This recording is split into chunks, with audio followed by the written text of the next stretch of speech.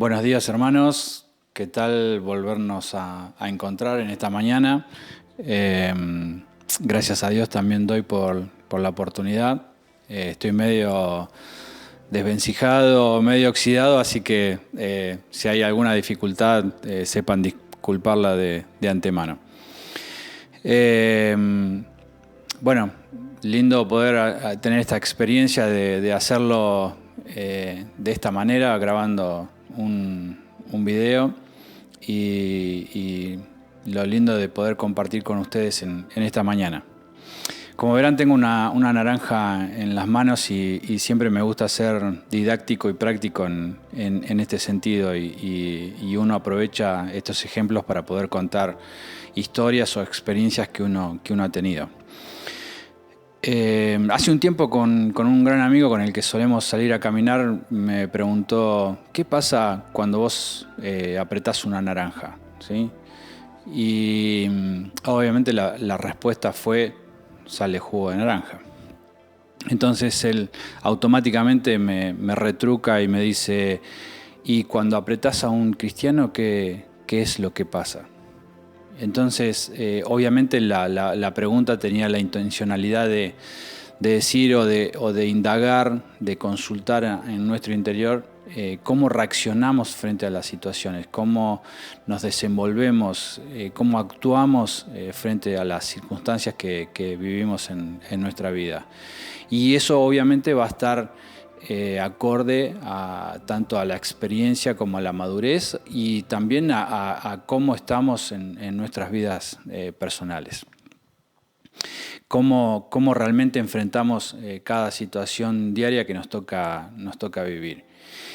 Y ven que por fuera tiene un aspecto, la naranja tiene un color, tiene una textura, tiene un aroma. Pero la pregunta es, ¿cómo será el jugo en el interior? ¿Será dulce? ¿Será agradable? ¿Será fresco, placentero? ¿Será saciador? ¿O será agrio, amargo, que produzca rechazo? ¿Cómo será el interior? ¿Sí? Lindas preguntas para hacernos. Y eso tiene que ver justamente con nuestra vida personal. Porque muchos cristianos están acostumbrados a ser cristianos de nombre o cristianos de justamente de ir los domingos a la reunión y de encontrarnos cada semana en la congregación, pero el Señor realmente quiere potenciarnos a cada uno de nosotros al modo de poder llegar al 100 por 1. Si quiere Señor elevarnos a la 10ª potencia. Y eso es llevarnos a la perfección de la cual el Señor quiere de cada uno de nosotros. Y bien reflexionaba Mario el domingo pasado, justamente, haciendo la pregunta, ¿cómo transitaste esta pandemia en la cual estamos viviendo? ¿Pudiste pasarla, sobrepasarla? ¿La sobrellevaste? ¿Cómo fue esa situación? ¿Cómo reaccionaste a esas adversidades? ¿Realmente pusiste tu fe y los ojos en el Señor? ¿O te olvidaste completamente de Él? ¿Cómo reaccionamos a esas circunstancias? También bien marcaba Él justamente cuáles son los principios en los cuales nos podemos fundamentar o no a raíz de esas circunstancias. Y el primero que marcaba Él era el temor a Jehová, que es el principio de toda sabiduría. No por una cuestión de miedo, sino por una cuestión de agrado, de agradarle al Señor. Y eso es sumamente importante porque nosotros le agradamos al Señor cuando le obedecemos. Y la pregunta es, ¿cómo obedecemos al Señor? Bien, a eso yo agregaría un principio más al que Mario proponía, que es justamente busca primeramente el reino y su justicia, ¿sí? El reino de Dios y su justicia, y todas las demás cosas serán añadidas. Pero justamente implica acción. Dice, buscad primeramente el reino de Dios y su justicia y todas las cosas todas las demás cosas serán añadidas. Implica justamente un cambio de criterios, es un cambio de enfoque. Es decir, yo o pongo las cosas en las manos del Señor o me dejo guiar por las circunstancias en las cuales estoy viviendo. Ahí es donde se prueba realmente nuestra fe. Ahí es donde el mensaje del Señor Jesús tiene tanto significado. Cuando Él dice, yo soy el camino, la verdad y la vida. Si nosotros realmente creemos en eso, vamos a poner nuestro enfoque en las palabras del Señor Jesús. Ahora, la pregunta que surge a continuación es, ¿conocemos la palabra del Señor Jesús? ¿Conocemos lo que dicen las Escrituras? ¿Conocemos cuáles son los consejos, la sabiduría que emana justamente de la palabra que están en las Escrituras? Que de principio a fin, de Génesis a Apocalipsis, realmente nos relatan un montón de hechos, historias y un montón de sabiduría que va a nutrir nuestra vida. Ahora, la pregunta, en todo caso, es ¿en qué momento apartamos o en qué momentos tomamos conocimiento de esa palabra? Bien reprendía el Señor al profeta Oseas diciéndole, mi pueblo pereció por falta de conocimiento de Dios, del conocimiento de su palabra. Entonces, ahí es donde uno tiene que cambiar el enfoque, ahí es donde uno tiene que cambiar las prioridades, ahí es donde uno tiene que reaccionar, porque solo esto tiene que ver con las actitudes que yo tomo, de en qué manera encaro cada una de esas situaciones. Si yo entiendo que la prioridad es buscar primeramente el reino de Dios y su justicia, obviamente voy a priorizar el tiempo con el Señor Jesús. David decía en sus salmos, más bien un día en tu presencia que 1000 fuera de ella.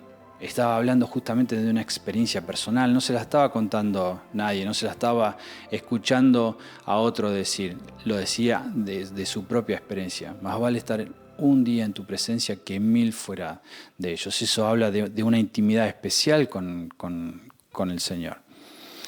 Job, quizás el hombre más justo sobre la tierra, en lo que relatan las Escrituras, en toda la historia, manifestó su reacción a las adversidades que estaba viviendo y que justamente cuenta la historia y que sería lindo que cada uno lo pueda revisar. Él decía, ¿por qué solo debo aceptar las cosas buenas del Señor? ¿Por qué no las malas también? ¿Sí? Si es el mismo Señor y son tanto las cosas buenas como las malas las que caen sobre todo hombres sobre la tierra. Él logró entender justamente de que Dios no es solo para las cosas buenas, que Dios es todo en todo momento y para todo. Y eso lo llevó a tener una experiencia tan personal, tan íntima con Él, que Él terminó diciendo, de oídas te había conocido, pero ahora mis ojos te pueden ver. Vuelvo a decir, eso es una experiencia genuina, eso es una experiencia que no está leída por otra persona, no está contada por un amigo, la vivió él personalmente. Y yo en esta mañana quiero justamente llevarlos a otra historia también tan personal y tan agradable que nos va a mostrar realmente cómo el Señor trabaja y opera cuando uno va a su intimidad. Y quiero que me acompañen a las Escrituras en el Evangelio de Juan, el capítulo 21, del versículo del 10 al 17. Y las Escrituras relatan lo siguiente, dice, Jesús les dijo, traigan algunos de los pescados que acaban de pescar. Simón Pedro salió al agua y sacó la red a tierra llena de grandes pescados. Eran 153 y a pesar de ser tantos la red no se rompió. Jesús les dijo, vengan a comer, y ninguno de los discípulos se atrevía a preguntarle, ¿tú quién eres? Porque esto justamente había sucedido después de la crucifixión del Señor Jesús. pues sabían que Él era el Señor. Entonces Jesús tomó el pan y les dio de él. Lo mismo que el pescado. Imagínense una mañana fresca, recién viniendo de trabajar toda la madrugada pescando, y recién había sucedido un milagro que el Señor les había indicado dónde tirar la red, y esa red quedó absolutamente cargada de peces después de una noche sin éxito. Y llegar a la playa y encontrarse con un precioso desayuno, con un fuego que realmente no solo daba calor, sino generaba todo un ambiente especial. Y entonces Jesús tomó el pan y les dio de él lo mismo que el pescado. Esta era la tercera vez que Jesús se manifestaba a sus discípulos, después de haber resucitado de los muertos. Cuando terminaron de comer, Jesús le dijo a Simón Pedro: Simón, hijo de Jonás, ¿me amas más que estos? Y Pedro le respondió: sí, Señor, tú sabes que te quiero. Imagínense la escena como que es una película y la cámara solamente se centra en estos dos personajes, en Jesús y en Pedro, y en la conversación que ellos dos tienen. Fíjense que los otros actores quedan absolutamente relegados en esta escena, en esta situación. Y él le dijo: apacienta mis corderos, apacienta mis ovejas. Volvió a decirle por segunda vez: Simón, hijo de Jonás, ¿me amas? Pedro le respondió: sí, Señor, tú sabes que te quiero. Le dijo: pastorea mis ovejas. Y la tercera vez le dijo: Simón, hijo de Jonás, ¿me quieres? Pedro se entristeció de que la tercera vez le dijera: ¿me quieres? Y le respondió: Señor, tú lo sabes todo, tú sabes que te quiero. Y Jesús le dijo: apacienta mis ovejas. Acá realmente podemos ver una escena preciosa, porque hay una intimidad que realmente conmueve, una intimidad que es una conversación cara a cara. El Señor sabía qué es lo que había pasado con Pedro, el Señor sabía que frente a la circunstancia, y es lo que habíamos hablado en un principio, cómo reaccionamos a las adversidades. Y Pedro no reaccionó de la mejor manera. Pedro terminó negando antes que cantara el gallo, y eso se lo había dicho el Señor Jesús.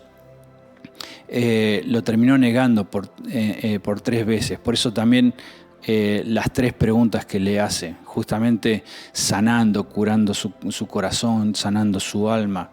Y lo importante de esto es el trato especial que el Señor Jesús tiene con cada uno de nosotros. Y obviamente es el trato personal que puede tener con cada uno de ustedes. Lo tiene conmigo y lo puede tener absolutamente con ustedes. Pero es así, esa intimidad es cara a cara.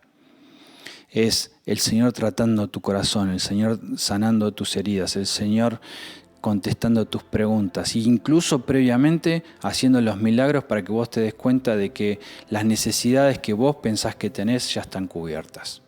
El Señor está siempre un paso adelante, pero es necesario, es prioritario tener esa intimidad especial con el Señor, y que no son 5 minutos, que no son un hola Señor y me voy. No es un teclado, un visto y ya estoy conforme. No, tiene que haber tiempo. Tengo que tomarme ese desayuno especial, poder comer con Él. Comer de la palabra, masticarlo bien.